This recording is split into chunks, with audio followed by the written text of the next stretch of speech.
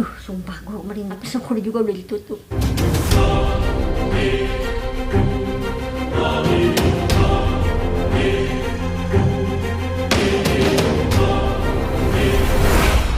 Hai semuanya, makasih ya buat kalian yang udah klik video ini. Ketemu lagi sama gue Elsya. Sebelumnya gue mau ngasih tahu sama kalian, pokoknya mulai dari video yang ini sampai video-video berikutnya nggak akan ada lagi jump scare. Apalagi tuh foto-foto hantu tidak akan gue tampilin lagi. So jangan khawatir buat kalian nih, terutama teman-teman gue yang banyak komplain mereka nggak mau atau nggak bisa nonton video-video gue gara-gara banyak banget penampakan hantu-hantu di video-video gue sebelumnya. Kan gue jadi sedih ya, jadi mendingan gue tiadakan itu yang namanya hantu-hantu di video-video gue. Yang penting bisa ngena ceritanya sama kalian. Oh ya, jadi gue sebelumnya minta nih sama kalian yang belum pada subscribe, ayo dong tolong disupport untuk diklik subscribe-nya supaya channel gue ini bisa berkembang.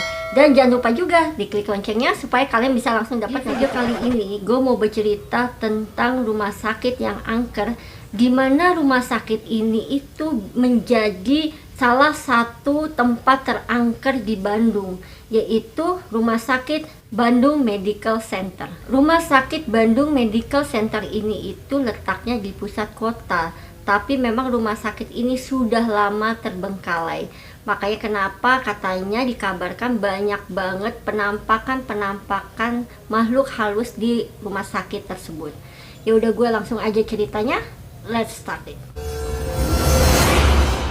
Di pusat kota Bandung ini ada salah satu bangunan tua, di mana bangunan tua ini adalah bekas rumah sakit Bandung Medical Center.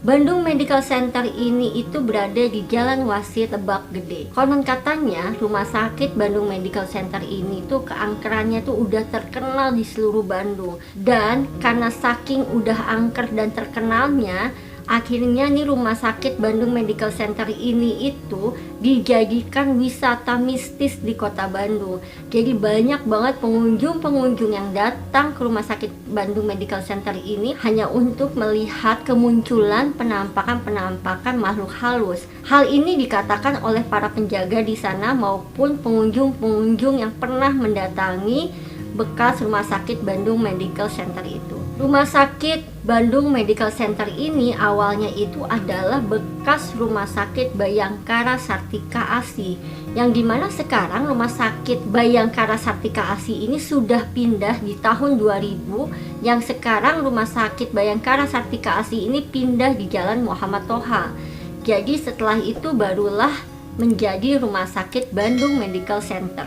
Rumah sakit Bandung Medical Center ini itu berada di Jalan Wasit nomor 1 Lebak Gede, di mana rumah sakit ini tepatnya berada di belakang Taman Panatayuda. Setelah akhirnya gedung ini menjadi gedung Rumah Sakit Bandung Medical Center, setelah itu bangunan ini direnovasi. Tetapi pada saat masa renovasinya itu ternyata pemiliknya ini keburu meninggal dunia. Akhirnya pembangunan renovasi rumah sakit ini itu dihentikan. Ada kabar juga katanya ini itu diakibatkan karena adanya sengketa. Sudah 3-4 kali direnovasi, pembangunan itu tuh nggak selesai. Katanya pekerja-pekerja yang membangun rumah sakit ini itu banyak diganggu oleh penampakan makhluk halus.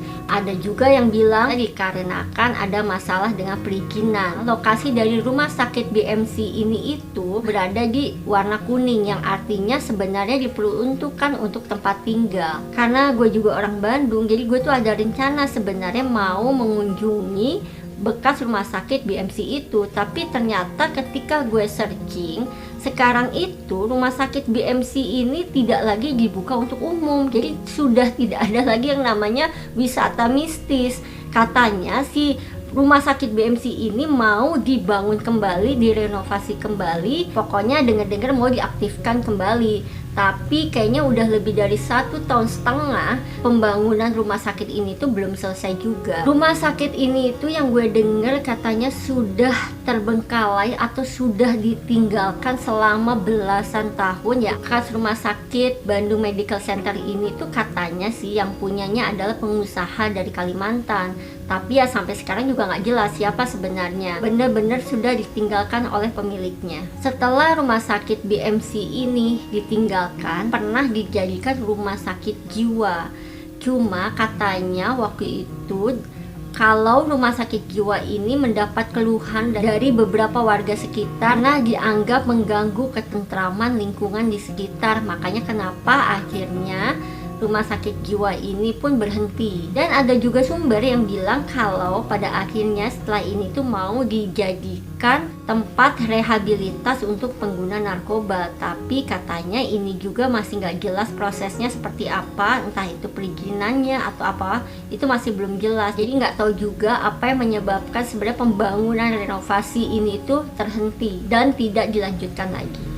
Jadi kalau kita datang ke Rumah Sakit Bandung Medical Center ini, pertama kali yang kita lihat ini, gedung ini itu berarsitektur di zaman Belanda. Dan ketika kita melihat gedung itu udah nggak terurus dan nggak terawat. Kaca-kaca jendela juga sudah banyak yang pecah, sudah retak. Tembok-tembok juga sudah banyak diselimuti oleh lumut. Dan yang bikin seremnya lagi nih, di sekitar dari gedung bangunan rumah sakit itu tuh banyak pohon-pohon besar yang menambah keangkeran dari suasana rumah sakit tersebut. Gedung ini itu ada 4 lantai. Lantai satunya ini sama seperti rumah sakit lainnya, di mana ada lobi dan ruang tunggu pasien. Tapi memang kondisinya di sana itu lantainya pun udah kotor banget. Udah banyak debu dan tanah. Sarang laba-laba tuh udah memenuhi seluruh ruangan. Dan yang bikin seremnya lagi, lantai 2-nya dan lantai 3-nya itu minim banget penerangan. Jadi ketika wisata mistis ini dibuka, kenapa pengunjung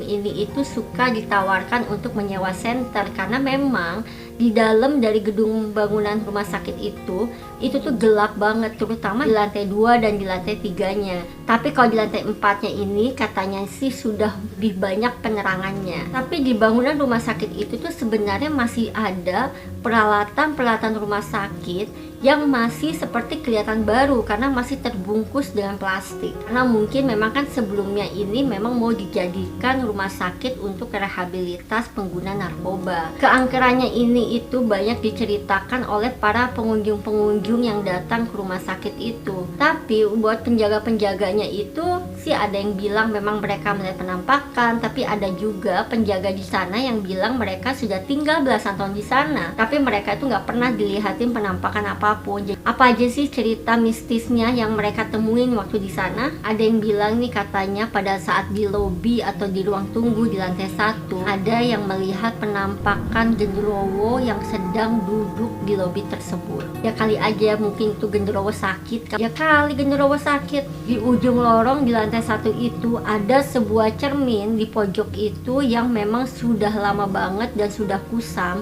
Dari cermin itu ada beberapa pengunjung yang melihat penampakan seorang wanita. Dan kanan kiri dari ruangan itu tuh sangat gelap. Setelah itu kalau kita naik ke lantai 2, ini tuh emang gelap banget, terutama di lantai 2, di lantai 3, di mana adanya kamar mayat dan kamar bayi.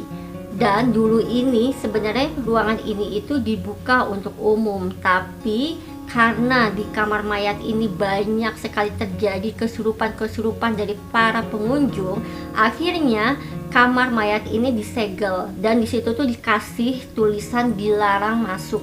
Ada juga tim dari komunitas fotografi pernah melakukan penelusuran ke rumah sakit itu pada saat di lantai 2. Saat itu ada tim yang menggunakan kamera thermal, yaitu kamera yang bisa menangkap perubahan suhu. Saat itu mereka melihat ada 2 penampakan sosok pocong yang sedang bergerak-gerak. Dan yang paling banyak terjadi penampakan-penampakan dan gangguan-gangguan itu pada saat di kamar bayi. Jadi itu ada juga beberapa pengunjung nih, dia ini datang bersama teman-temannya. Jadi pada saat itu mereka masuk ke dalam ruangan bayi itu, dan katanya ketika itu ada sosok anak kecil yang memegang tangannya dan sambil bilang mama, mama, dan sambil meminta tolong. Ngeri banget, harusnya gue gak syuting malam-malam. Ada juga katanya mendengar tangisan-tangisan bayi, ada juga yang mendengar jeritan bayi sambil meminta tolong. Duh, sumpah gue merinding. Soalnya ini tuh sempat kepikiran sama gue pengen datang ke tempat itu, tapi syukur juga udah ditutup. Katanya di depan dari ruangan kamar bayi ini ada ruangan khusus yang ditutup. Gue ngerasa gak enak. Gue ngerasa ada energi yang gak enak. Jadi katanya nih di depan dari ruangan kamar bayi ini itu ada ruangan khusus yang ditutup, dan katanya ini itu sering dijadikan tempat uji nyali. Jadi kata penjaga di sana, kalau kalian mau uji nyali dengan persyaratan kalian itu harus beli jumlah ganjil. Mau sendiri juga nggak apa-apa sih kalau situ nekat. Tidak boleh membawa senter, jadi harus benar-benar dalam keadaan gelap gulita dan pintu harus ditutup. Jadi konon katanya nih, kalau kita sudah berada di dalam ruangan itu, katanya nanti akan ada sosok yang tiba-tiba menarik gagang pintu itu dengan keras. Ada juga katanya dari cerita pengunjung pada saat mereka berada di ruang operasi. Katanya mereka ini ketika masuk, ini tuh kebetulan pengunjung ini adalah salah satu anak indigo. Dia cerita pada saat itu dia melihat ada sosok hitam yang sedang berbaring di meja operasi. Orang itu langsung pergi keluar dari ruang operasi. Itu kenapa makanya gue tuh nggak mau kayak begitu, karena ya itu orang-orang kayak kita itu jadi gampang banget bisa ngeliat. Nah pada saat mereka ini di lantai 4, nah ini cerita memang dari beberapa pengunjung-pengunjung yang datang ke sana. Hanya di lantai 4 itu mereka melihat penampakan sosok tanpa kepala. Tuh sumpah gue merinding banget, ya Allah, ya Rabbi, astagfirullahaladzim. Di lantai 4 itu ada juga yang mendengar suara langkah kaki, suara tangis, ada yang mendengar suara nyanyian, dan katanya ada juga beberapa yang mereka melihat di mana bangsal dan tempat tidur itu berpindah-pindah tempat sendiri. Ini juga ada cerita dari tim fotografi yang katanya mereka masuk ke dalam sebuah ruangan. Saat itu mereka berenam. Lalu di dalam ruangan itu mereka itu duduk jongkok tanpa pencahayaan apapun. Jadi mereka mematikan seluruh lampu senternya. Jadi benar-benar dalam keadaan gelap gulita. Pada saat itu salah satu dari mereka itu katanya merasa bahwa jumlah mereka itu bertambah. Yang harusnya 6 orang jadi 7 orang. Nah lo bayangin deh tuh. Katanya orang itu mendengar suara kayak berdehem, suara berat seperti lelaki tua. Cium juga wangi yang harum di ruangan itu, dan terdengar gesekan kaki dan bisikan-bisikan. Kalau gue udah di situ kayaknya gue udah lari kali. Makanya gue salut tuh sama orang-orang yang berani uji nyali kayak. Nah ini juga ada cerita di lantai 3. Ada salah seorang anak indigo yang katanya dia ini melihat di sebuah ruangan ada sosok seorang ibu yang sedang menyusui bayinya di atas kasur yang posisinya tepat di samping pintu. Akhirnya si anak indigo itu katanya langsung keluar, dan dia baru cerita pada saat dia berada di luar dari bangunan itu. Dan katanya ketika kita memasuki rumah sakit Bandung Medical Center ini, kita itu tidak diizinkan untuk mengambil gambar atau misalnya mengambil video, karena ada cerita juga mereka bilang kalau mereka mengambil beberapa gambar di sana itu biasanya nanti kameranya entah itu rusak atau misalnya ada masalah dengan kamera mereka sendiri. Gue memang melihat banyak banget sosok penampakan di sana. Itu sih sebenarnya memang karena tempat itu kosong dan sudah lembab dan banyak banget lumut di sekitar situ, dan apalagi ini sudah belasan tahun tidak digunakan. Jadi ya wajar lah, nggak usah kayak gitu. Yang mau kita di rumah sendiri aja banyak ada kok makhluknya, pasti ada penunggunya ya, apalagi di tempat kayak gitu. Itu kenapa gue mempercayai bahwa kita ini memang hidup berdampingan dengan makhluk lain. Ada nggak sih di antara kalian teman-teman yang di Bandung yang pernah melihat atau pernah mengunjungi rumah sakit Bandung Medical Center ini? Komen yang di bawah.